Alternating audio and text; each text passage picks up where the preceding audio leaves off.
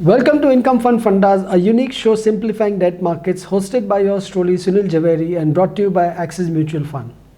Today's query by a viewer is what determines direction of interest rate movements? How do we gauge whether interest rates are going up or down? A very interesting question, but a little lengthy answer. Please bear with me. Understanding debt market and its constituents and what determines interest rate movements. Interest rate movements get determined by the total credit in the system. That total credit in the system further gets divided into external credit and internal credit.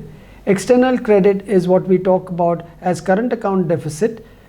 Because India is an import dependent country, which we have explained in one of our earlier episodes, we tend to have current account deficit on an ongoing basis, and that puts pressure on rupee, in turn pressure on imported inflation, and in turn pressure on interest rate movements. Higher the current account deficit, there will be a pressure on interest going upwards.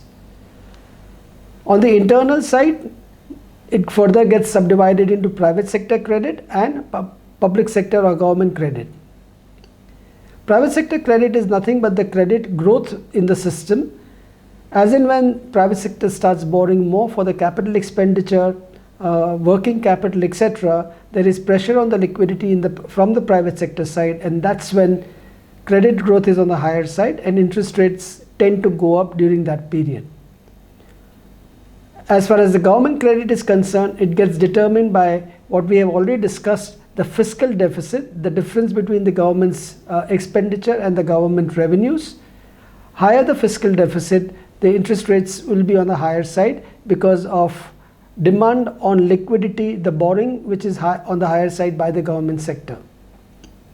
So as you can understand, there is a correlation of interest rate movements to the entire credit in the system, the way I have explained to you through the external credit and the internal credit also. Hope viewers have understood the interrelation between different constituents of debt market and how interest rate movements tend to go up or go down based on some of these constituents. Thank you so much. Mutual fund investments are subject to market risks. Read all scheme related documents carefully.